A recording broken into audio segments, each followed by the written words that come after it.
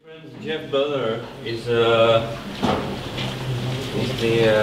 faculty director of Prague College and also a long practitioner, like that.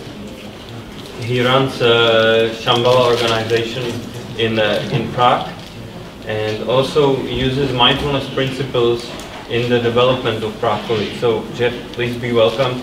It's yours now. Thank you. Everybody's aware that this is in English? Yes? Can everybody hear me? It's okay. I'm not a trainer by profession. I'm not a researcher. So I was asked to come speak to you because I've had an opportunity in my life to be able to create an organization from the beginning along with others. It was started in 2004, and it was a chance to create something new and perhaps to also establish different sorts of work practices within the environment. And at the same time, I have like he was saying, I do have a meditation practice that goes back probably 20 years now. So I've been practicing meditation and mindfulness for about 20 years.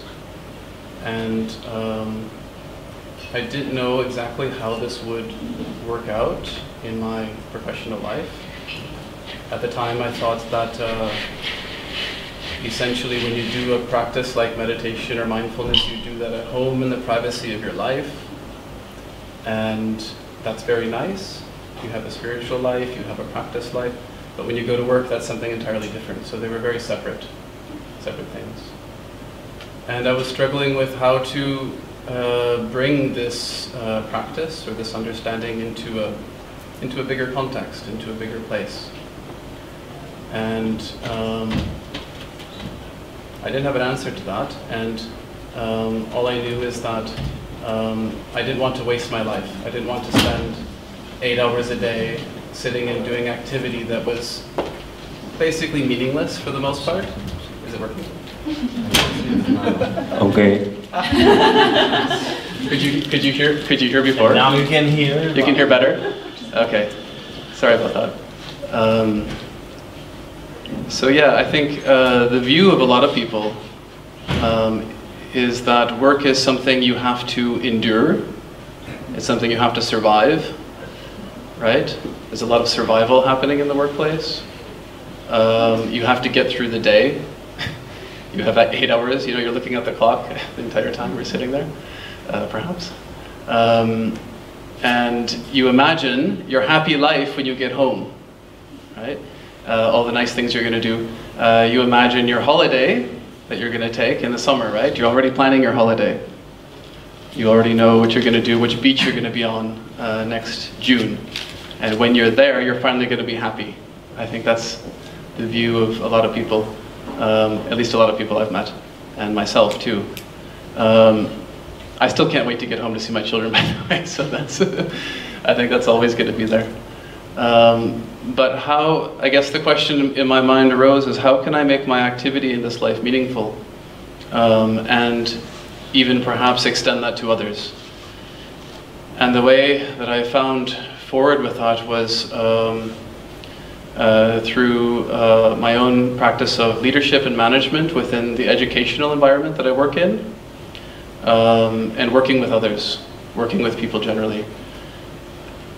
I think one of the core understandings of leadership is that part of being a leader is that you create culture, you create the environment in which people work.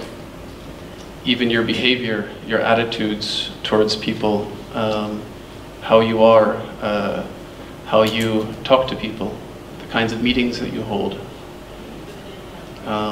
whether you listen or don't listen. I think in all of these moments, especially as a leader, because people look to you as an example, you're creating culture. So over time, it came to my understanding that the best way for me to practice mindfulness outside of outside of my own personal practice at home, was to integrate as much as I could the view that I was learning with all of the activities that I was carrying out throughout the day, and not separating them. Beginning by not seeing work as different activity from other activity that you do. Whether you're writing an email to a client, or having a conversation with your colleague, or shopping, or washing the dishes, or speaking with your children. All of these are activities that could have some kind of very, a deeper quality, a more enlightened aspect, if you will. So the challenge for me and the journey for me has been how to bring these things together. And I think one of the fundamental points is what, as humans, what is our view? So what is it like through mindfulness that we're actually uncovering or discovering? I don't really know if it's been said today yet, but it's something that we can kind of contemplate. When we're being mindful, what is it that we're actually trying to do? I know we're trying to be present. Everybody has sort of understood that.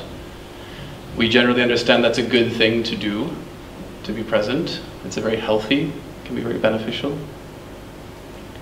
What else are we trying to do? I don't know, maybe it's just a question for everybody. We try to see and observe what kind of processes are running in us or are going within us. That's right. Even in the stress situation, that you really know that now I have pain around my stomach because of something, and I don't care, I just continue. Yes. That's right. Mindful. Yes. So you can feel within yourself what's arising in stressful situations. Okay, anybody else? You can choose your reality. You can choose your reality. Wow. I think it's, yeah. I think that to a great degree, more than we even understand, we do create the reality around us, don't we? Anything else? Being not judgmental. Maybe just her first and. Sometimes I think when we're being mindful, we are trying not to try. We're trying not to try. Yeah, letting go of trying. Okay. Anybody else? Good. Somebody else said something before, I missed it. Oh, it was me. Being non-judgmental. Being non-judgmental, yeah. It's really important, isn't it? Yeah, we don't judge our thoughts. We don't judge whatever's arising in us or outside. It just sort of arises and we can look at it. Being non-judgmental. What are we cultivating through all of this? What is it that we're trying to cultivate? We're trying to cultivate other reactions than those instinctive ones. Good, yeah. Because sometimes our instinctual, habitual reactions can be quite difficult. Well, especially or work in against workplace, us. like if it's eye to eye, teeth to teeth, then Yeah. you did this to me, then I'll do this to you. That's right. It can be very instinctual just to hit back, right? To punch back. I think one thing that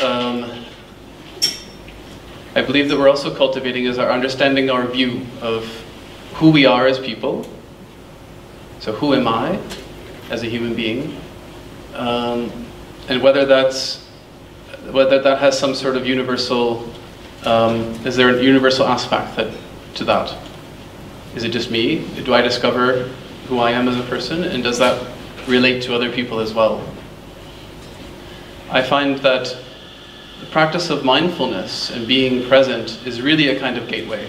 For me, it's like it's an opening. It's a kind of gateway that allows you to look deeper into who we are as human beings and what is human nature ultimately.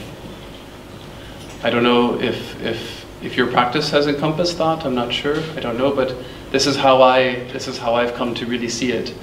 And how is this connected to, for example, working in a school or in a bank?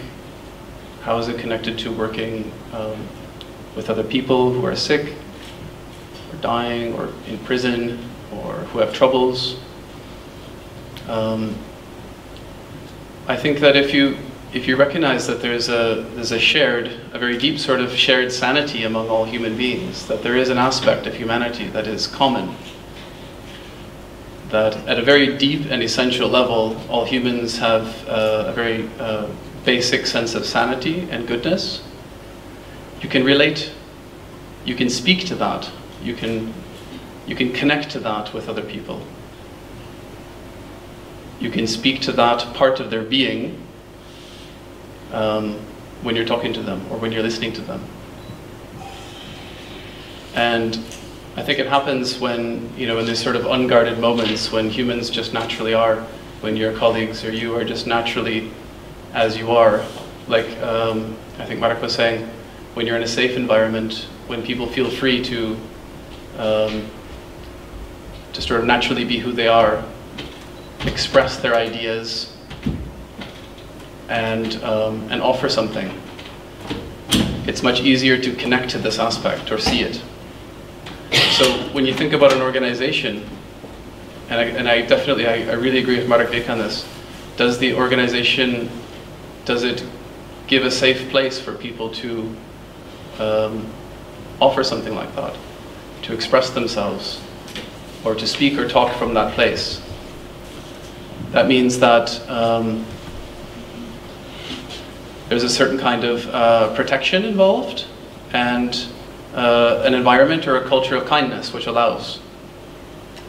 So what I've tried to do over time, and I'm telling you, this take like 14 years of trying and failing in so many ways, because humans are unpredictable, work is difficult and stressful, there's conflict, people don't get what they want, it's like kind of constant, right? I think everybody can relate to those things. But on some very kind of deeper level, do they understand that you're still dealing with them as a person, not as a machine, or not as just a policy, or something like that? And this is from my point of view, it's not enough to just think it's a good idea to increase productivity, do a mindfulness course, and then analyze the numbers. I think it doesn't really work so well. Because normally, and also I think testing figures with children, I think the expectation is that the test will sort of show that it works. Their scores will be higher, and everybody will be happier. Parents will be happier, they've scored higher, and so on. I'm not convinced that that's always going to be the case. It may be that children don't have higher scores once they've done the course. It could be that it doesn't work out exactly like you thought. By taking an 8-week course, those people will definitely have learned something, but is it integrated into the environment of the organization? Is it a part of how people relate to each other and engage daily in conversations? I think that's where it really has a chance to embed and become something very powerful. Beyond just having a one-off training. And people come and go, right? So those employees will go off and they've learned something, and new employees will come in. Will that training still be there? It'll depend on, I guess, how much they thought, how they felt about it. Did it do well, and so on. But things change, and what really matters, I think, at the end of the day, is the organization as a whole and how it works together, and what it has to offer. So what I really wanted to emphasize in this was that the view of the people, how they understand the human beings that they're working with, their employees, their students, their clients, is crucial to how things really will flourish or not. It may be interesting, but it might disappear. And this is what I've seen time and time again with other types of workshops and ideas. Keeping in mind that mindfulness is not a fad, although it's becoming more popular. Mindfulness is an incredibly profound practice that goes back thousands of years. And it takes time, and it takes real effort to really uncover the real meaning there of what it is that you're doing. You're really working on a deep level with the human mind and the heart, and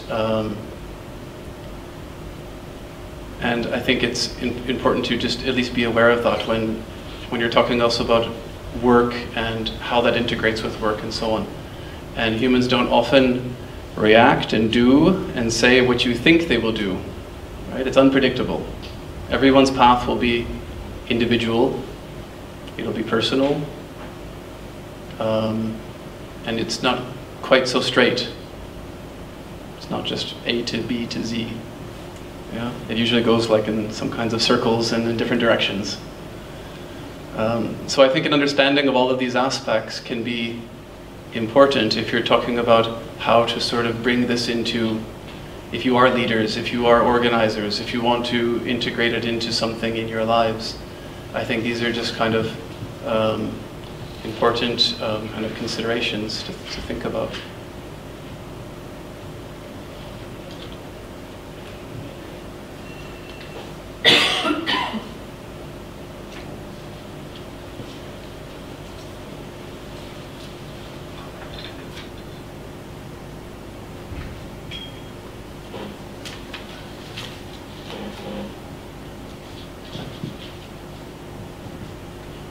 It might be a little bit early, but it's if anybody would like to ask questions, we can start.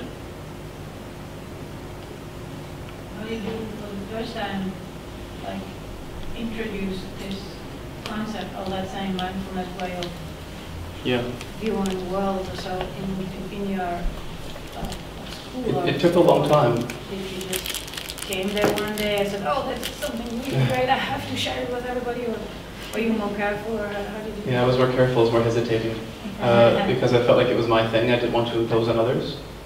But other people were pushing me around me, you know, because they wanted something. And we started by introducing a couple of lectures. Lecturers came in and talked about it, and topics around it. And the main sort of push came with our group of study advisors who work directly with students. We decided to form a core group within the college because we work most directly with students' lives and their problems, and quite often students will bring really intense situations. And we weren't trained for that, so we needed some support. And we started practicing together nonviolent communication and also mindfulness. So we would gather as a group, we would do communication training with each other, relational mindfulness as it was described earlier.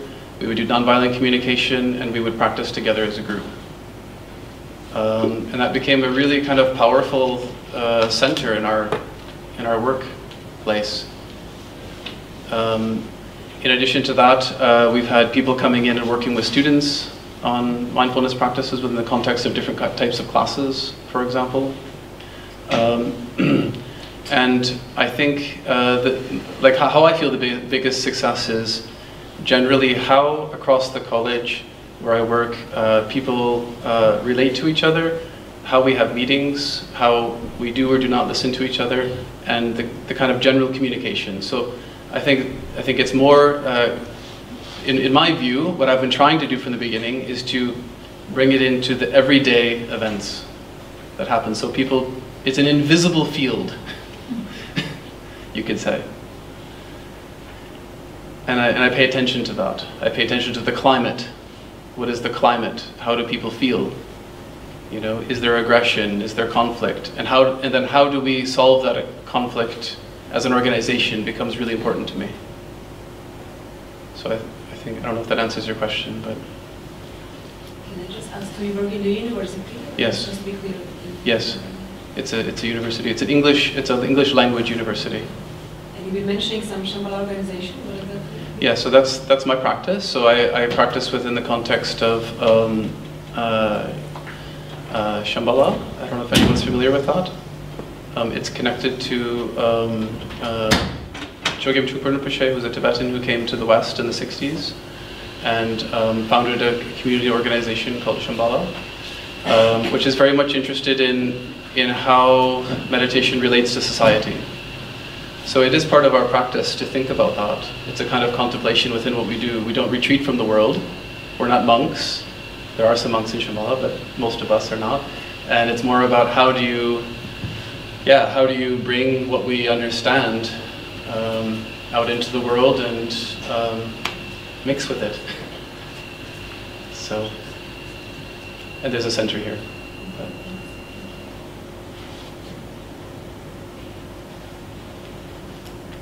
Any other questions?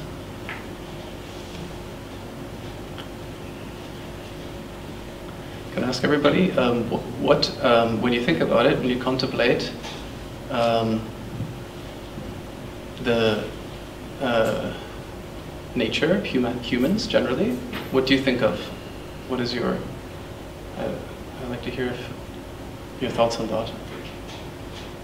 How do you think about humans generally? How do you feel about humanity? There's a lot of people these days who put down humans, like we're really destructive, you know, that's clear. We do a lot of destruction, make a lot of destruction. There's a lot of suffering in the world. There's a lot of war. So there's a tendency these days to really feel very bad about being a human being, that we don't have a lot to offer, in a sense.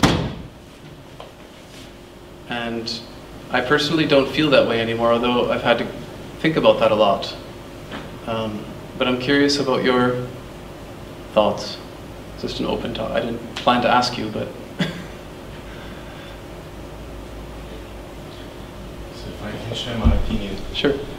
I think that people nowadays are a little bit lost. So that we tend to look up to somebody else, but not ourselves. And that leads us to those wars and those things that we actually don't want. Or maybe, I guess there are a lot of people who think that they want something, but inside they don't realize that inside they actually do not want that. And there's a lot of chaos in the current humankind. And I think that it would be even better if everyone would try to look inside themselves first before I don't know, doing some steps, listening to somebody else, just trying to logically think about what's good and what's not good for the world, for the society. That's my point of view. Thank you. That's great, thank you. Anybody else have any thoughts? I think that one of the big, there's something that is maybe all over the world, and maybe it was always here. It's fear. Yeah. That if people have fear of something, they react, that they're trying to protect themselves, right? Yeah. And that creates maybe most of the problems that are among people, among persons, because they don't feel safe. But this also is something that was already discussed here. Yeah, fear is a big one. Where is the fear arising from, do you think? Well, I don't know.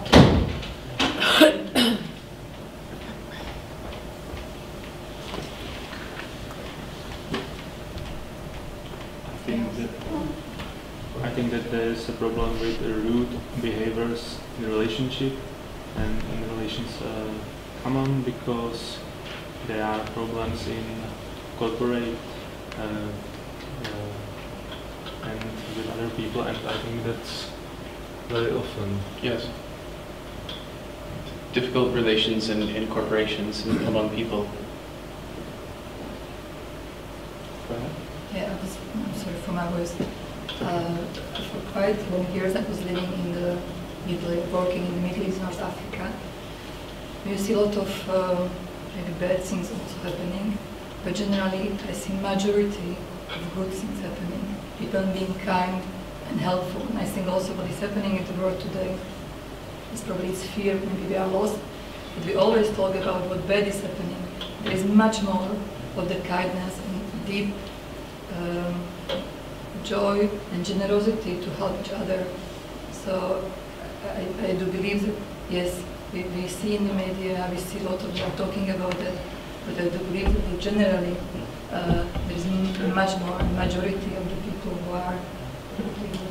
You see it all the time. I mean, our society couldn't hold together if it weren't for kindness. It's just how everything flows. Yeah, and maybe to focus, because you see in the culture, especially in the Middle East, how the family is strong and how they help each other. They are spreading it further. Yes. So I think it's exactly to pay more attention to. Thank you.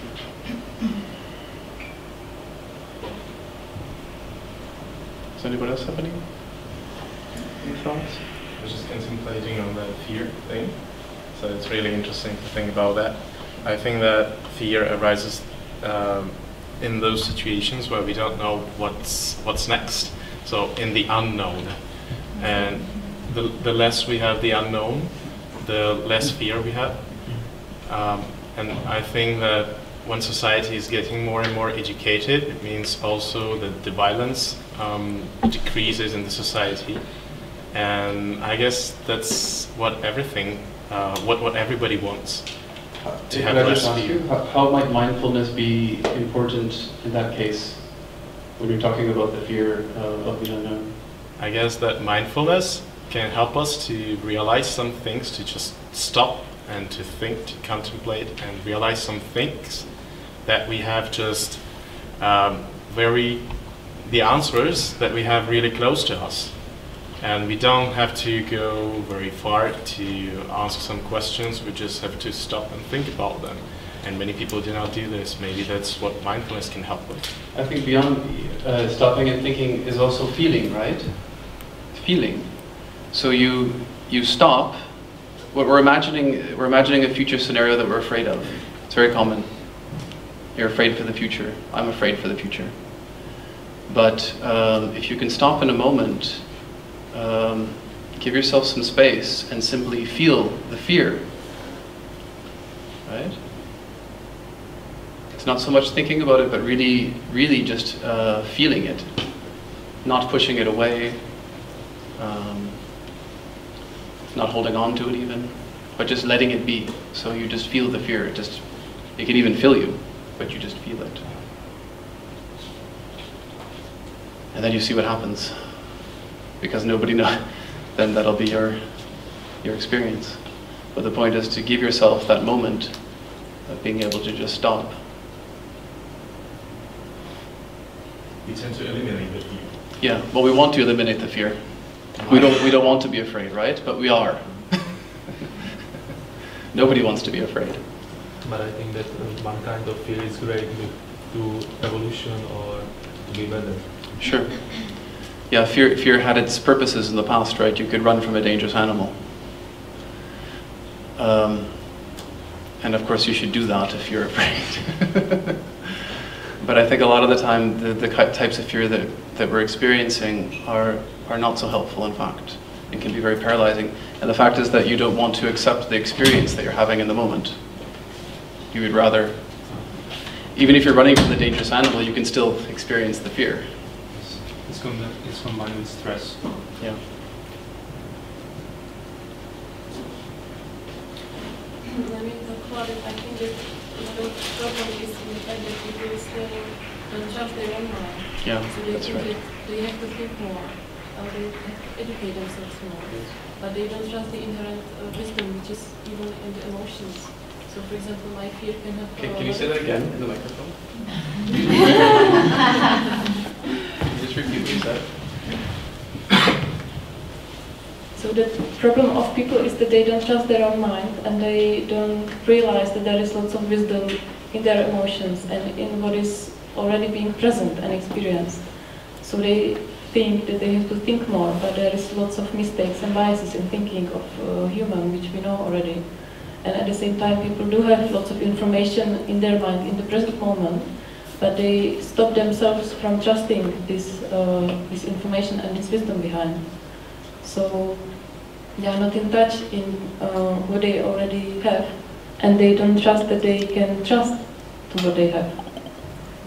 and they get lost in thinking and things which are like bringing them into wrong directions.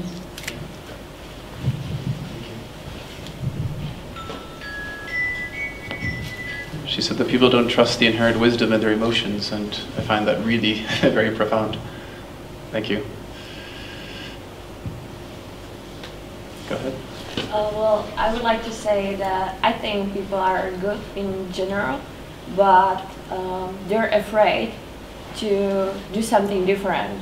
For example, around me there's a lot of people who are good, but they always do what the other people do. For example, me, I'm trying always to look deeper in my relationships, in the things I do, and in a job. And for example, I was looking for a job like recently, and I always like thought, okay, so if I do this, what it brings to other people, like, you know, I was looking for something deeper, so I can like make the world a little bit better, you know. And I was sharing that with my friends who don't think that way, and they were looking at me like I'm weirdo. They were saying that, you know, like wait a couple of years and you'll be the same as we are, you know, you just need to do your job, and so you have money, you can pay the bills, and that's it. And I was feeling like, okay, maybe I'm weird, maybe I'm just like, you know, thinking the world is paying, and it's not like that. And it's really hard to like, you know, do something different, to look deeper, to try to do the world better, to try to make the feel around you better. Because if you're the only one, it's really hard. But thank you so much for the speech, because you know, that's what you said made me realize that I'm not the only one, and it's worth to fight. I think you're in a room full of people, maybe. No, I think it's incredibly brave and completely worth it. Yeah. So I just wanted to say that it's hard if you're not supported with other people, but yeah, it's. They will follow you. Yeah. Yeah.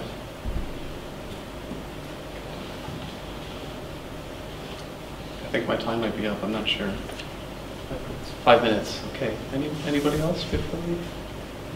One more. It's all talking about fear. From me, I thought about the fact that we as a humankind of humanity, the evolution of humanity is. Okay, hello. So the whole talking about the fear brings me to some kind of thinking that the humanity or the evolution of humanity is not over yet. So we have been evolving for quite a short period of time compared to other organisms, and this realization that we are still evolving, and it's really exciting to think what comes next. Unfortunately, we will probably not see it, but still, this realization that we are in the process of constant change gives us a freedom to like be in charge of the change, so that we can change things in our life, because we're still in the process. Things are not over, it's not static, and we are really in like a dynamic environment, ourselves and the world as well. So it sounds maybe a little bit esoteric or something, but hopefully it's understandable.